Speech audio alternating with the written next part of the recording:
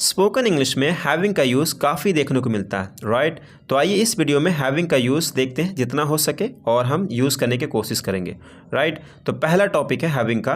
कोई काम करने के बाद इसका बनाने का स्ट्रक्चर होगा हैविंग वर्ब की थर्ड फॉर्म प्लस ऑब्जेक्ट, उसके बाद सेंटेंस रखेंगे, या फिर पहले सेंटेंस रख सकते हैं उसके बाद हैविंग वर्ब की थर्ड फॉर्म प्लस ऑब्जेक्ट, ये भी चलेगा। ओके, अगर आप कहते हैं मैं काम करने के बाद घर से निकल गया था, मतलब पहले काम किया फिर निकल गया। ओके, तो I left home having done the work. I left home मतलब मैं घर छोड़ दिया, निकल गया, हैविंग डन द वर्क काम करने के बाद। यहाँ पे क्या हुआ, एक सब्जेक्ट दो कार्य करता है, ठीक है। दो अलग अलग सब्जेक्ट नहीं है यहाँ पे। अगर दो अलग अलग सब्जेक्ट आता तो उसका सिचुएशन बदल जाता है। ओके, उसे भी बताऊँगा। तो सेकंड है वह तुमसे मिलने के बाद दुखी रहने लगी। वह तुमसे मिलने के बाद मतलब उसने तुमसे मिली और उसके बाद दुखी रहने लगी, वही मिली और वही दुखी रहने लगी। ओके, तो आप कहेंगे she started getting upset having met you. She started getting upset having met you. Next है वह तुमसे मिली और दुखी रहने लगी। जो मतलब यहाँ ऊपर में हमने दिया वह तुमसे मिलने के बाद दुखी रहने लगी, इसी बात को हम इस तरह से कहते हैं दो सेंटेंस मतलब दो वाक्य हैं। वह तुमसे मिली और वो दुखी रहने लगी, वही दुखी रहने लगी। तो हम सिंपली कह सकते थे she started getting upset having met you, या फिर तोड़ करके इसे हम कहते हैं इस तरह से कुछ she met you and started getting upset. The next one is having been verb की third form plus object. Okay, उसके बाद सेंटेंस।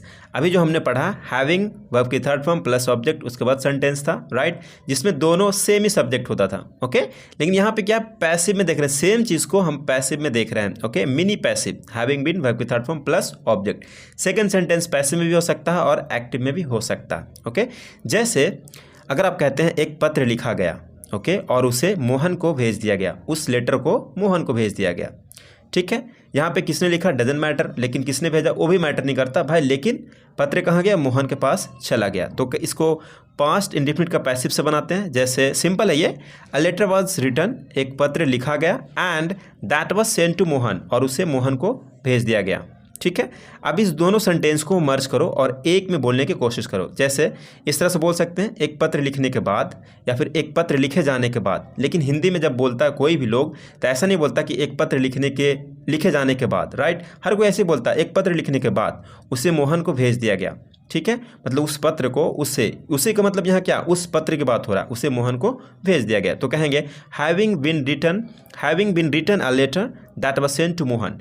किसने लिखा, यहाँ पे अंडरस्टूड नहीं है, इसलिए पैसिव में है, पता नहीं है ना कि किसने लिखा है, राइट। इसलिए यहाँ पे पैसिव में बनता है, इसे हम मिनी पैसिव कहते हैं। ओके, सेकंड देखते हैं। यहाँ पे उसने एक पत्र लिखा और उसने मोहन को भेज दिया। यहाँ पे क्या है, सेम अभी जो हमने पीछे पढ़ा उसको यहाँ रिविजन के लिए मैं आपको दे रहा हूँ।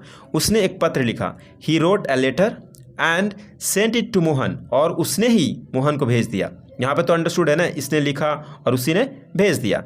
नीचे वाला देखो, एक पत्र लिखने के बाद उसने मोहन को भेज दिया, यहाँ पे भी अंडरस्टूड, इस बात को समझना, यहाँ पे पैसिव में नहीं होता। Having written a letter he sent it to Mohan. यहाँ पे क्या हुआ कि उसने भेज दिया, मतलब यहाँ पे ये पता चल रहा है कि उसने ही लिखा है, उसके बाद उसने भेज दिया है, ठीक है। तो इसलिए यहाँ पे पैसिव में नहीं बनता। लेकिन हिंदी देखो दोनों का सेम है। हिंदी ऐसा नहीं कि घुमा करके लोग बोलेंगे, ऐसा नहीं होता, सिचुएशन के हिसाब से समझना पड़ता। एक पत्र लिखने के बाद, ऊपर में भी हमने यही लिखा एक पत्र लिखने के बाद। हम चाहते तो लिख सकते थे एक पत्र लिखे जाने के बाद, लेकिन मैं नहीं चाहता कि आपको कॉम्प्लिकेट करूँ, मैं चाहता हूँ कि आपको आसानी से समझा दूँ ताकि आपको हमेशा के लिए समझ में आ सके। The next one is having said that. Having said that का मतलब होता है के बावजूद, लेकिन, फिर भी, उस जगह पे आपको हैविंग सेड दैट को यूज़ करना चाहिए। इसका बनाने का स्ट्रक्चर होता है सेंटेंस हैविंग सेड दैट, उसके बाद फिर सेंटेंस रखेंगे। जैसे यह काम कठिन है फिर भी मैं इसे करूँगा, तो आप कहेंगे this work is hard having said that I will do it. Okay, second, मेरे पास एक कार है लेकिन फिर भी मैं ऑफिस पैदल जाता हूँ। I have a car having said that I go to office on foot. Having का नेक्स्ट यूज़ है हैविंग मतलब पाकर या फिर लेकर। जैसे हैविंग मतलब क्या, पास, पाकर, लेकर। हैविंग का मतलब भी ऐसे ही होता है अधिकार होना, ठीक है। अधिकार होना मतलब पाकर, लेकर। स्ट्रक्चर होता है इसका, सेंटेंस रखेंगे प्लस हैविंग उसके बाद ऑब्जेक्ट। जैसे मैं बहुत खुश हूँ तुम्हें पाकर अपने जीवन में। मैं बहुत खुश हूँ तुम्हें पाकर अपने जीवन में, तो कहेंगे I am so happy having you in my life. वे लोग चॉकलेट लेकर खुश हो गए। वे लोग चॉकलेट लेकर खुश हो गए या फिर पाकर खुश हो गए, तो कहेंगे दे गॉट हैप्पी। पहले सेंटेंस को बनाएंगे, उसके बाद हैविंग द चॉकलेट, चॉकलेट लेकर पाकर। Okay, the next one is having, मतलब कोई काम किए हुए समय हो जाता है, समय हो गया है, उस जगह पे भी आपको हैविंग को यूज़ करने को मौका मिलता है। इसका बनाने का स्ट्रक्चर होता है इट हैज़ या फिर हैड बीन, पास्ट में आपको हैड बीन लगाना पड़ता है और हैज़ बीन प्रेजेंट में लगाते हैं। ओके, उसके बाद टाइम को मेंशन करेंगे, उसके बाद टू, फिर ऑब्जेक्टिव प्रोनाउन रखेंगे यहाँ पे, मी, हिम, देम, जो भी होता है ऑब्जेक्टिव प्रोनाउन उसे आपको रखना पड़ेगा। ओके, उसके बाद हैविंग वर्ब की थर्ड फॉर्म, मतलब जो सब्जेक्ट होता है उसको यहाँ पे ऑब्जेक्टिव प्रोनाउन में दिखाया जाता है। जैसे तुम्हें यहाँ आए हुए सालों हो गए हैं, तुम्हें यहाँ आए हुए सालों हो गए हैं, मतलब कई साले हो चुके हैं, तुम यहाँ आए नहीं हो। ठीक है, तो आप कहेंगे it has been years to you having come here, मुझे तुमसे मिले हुए काफ़ी समय हो गया है। It has been for so long to me having met you. The next one is having, मतलब पढ़ रहा है। इसका बनाने का स्ट्रक्चर बड़ा ही सिंपल है, subject is am are was were having to verb की फर्स्ट फॉर्म प्लस ऑब्जेक्ट। अगर आप कहते हैं कंपल्शन में, मजबूरी में, जैसे अगर कहते हैं आजकल मुझे खाना बनाना पड़ रहा है, मतलब आप नहीं बनाते थे लेकिन बनाना पड़ रहा है, तो कहेंगे I am having to cook food nowadays, I am having to cook food nowadays. आपको इंग्लिश बोलने के लिए सीखना पड़ रहा है, आपको इंग्लिश बोलने के लिए सीखना पड़ रहा है, इसे आपको कमेंट करना है। The next one is having, बीमारी और दर्द में भी हम हैविंग को यूज़ करते हैं। जैसे मेरा सर में दर्द हो रहा है तो कहेंगे I am having headache. Simply ऐसे भी कहते हैं आई हैव हेडेक, ये चलता, लेकिन आई हैव गॉट हेडेक ये भी चलता।